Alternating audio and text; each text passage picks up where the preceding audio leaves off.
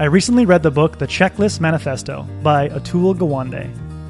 I don't know about you, but I hate it when I send an important email and I forget to check for spelling mistakes. Or I deliver a report to a client and I'm missing a page. I don't make these mistakes due to a lack of experience. I've avoided making these mistakes 100 times before. But for some reason, this time, I forgot to verify my work, and I fear looking like an amateur. Author Atul Gawande hates making these avoidable errors too.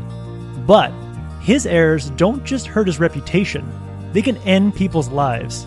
Gawande is a surgeon, and when he makes small oversights like forgetting to wash his hands before surgery, or forgetting to make sure that there's enough reserve blood on hand, it puts his patient's life in jeopardy. Despite the advancements in surgery and the number of surgeries performed every year, more than 150,000 Americans die each year during surgery. Author Atul Gawande says that research consistently shows that half of all deaths and major complications during surgery are due to avoidable human error. Errors like not washing your hands or failing to confirm that there's enough reserve blood on hand before surgery.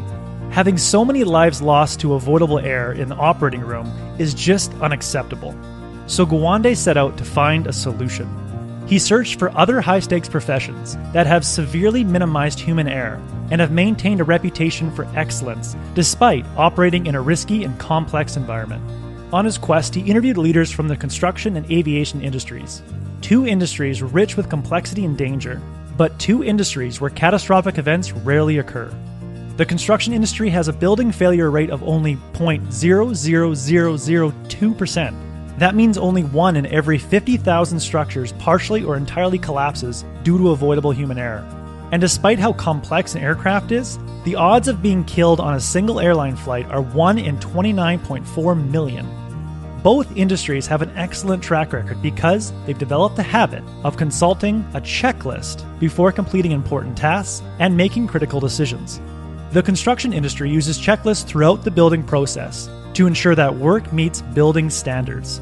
A structural engineer who has built hundreds of similar buildings and is considered a master of their craft still consults a checklist every time he lays a foundation or starts construction on a new floor of a building.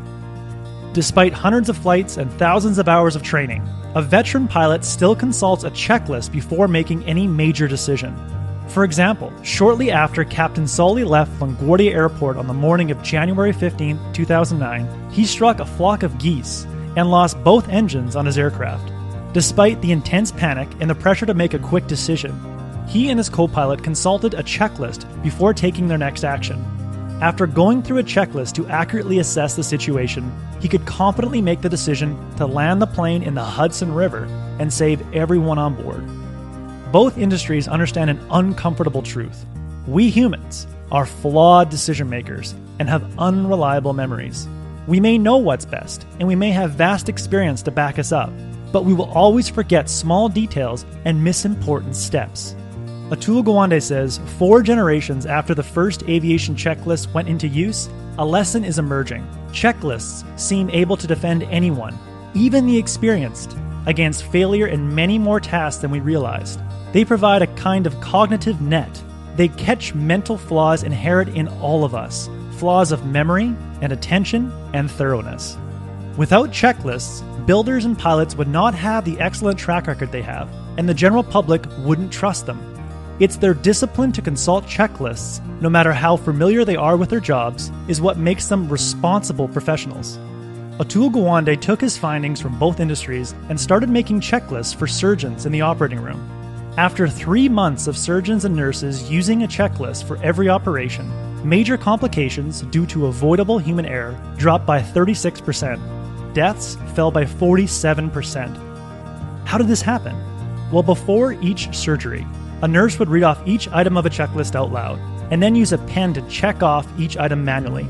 The items on the list were as simple as verify that the correct patient's on the table. The doctors and nurses never skipped an item, and they delayed surgery until every item on the list was verified.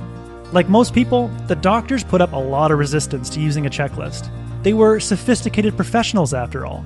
But once they started seeing the effect it had and the disasters it prevented, they learned to embrace checklists. It was humbling for doctors to realize that despite their extensive training, large number of surgeries performed, and relatively high IQs, they were still prone to forgetting simple things and making common oversights. Now, you may not be saving lives, but you can develop an excellent track record of producing high-quality work by developing the discipline to consult a checklist before issuing important projects or making critical decisions. To find out how to make awesome and reliable checklists, let's turn to a checklist expert, Boeing engineer Daniel Borman, a man who makes checklists for a living. Dan identifies 4 components of every useful checklist. A useful checklist is speedy. Dan Borman recommends that each checklist be less than 60 seconds to complete. Any longer and you'll resist doing it, or you'll start taking shortcuts. To make a checklist speedy, you should aim for 5 to 9 killer items. A killer item is an item that, if missed, would give the impression of poor quality, or would have a negative impact on another person's life. Component number 3. A useful checklist is a supplement to existing knowledge and expertise. A checklist should not allow you to turn your brain off and execute a task like a robot. Each item should be a short and concise reminder, a way of triggering a familiar routine. And number 4, a useful checklist is field tested and continually updated. A checklist should be practical and based on actual experiences. If it's not, you won't trust it. An ideal checklist is made up of past failures and lessons learned. So if you develop the discipline to consult a well-made checklist, a checklist that has these 4 components, before hitting send on an important project or making an important decision, you can reduce your anxiety and cultivate the reputation for releasing high-quality work. The discipline to use a checklist signals the difference between being an amateur and a professional. That was the core message that I gathered from the Checklist Manifesto. Atul Gawande has many great stories to illustrate the power of a checklist. I highly recommend the book.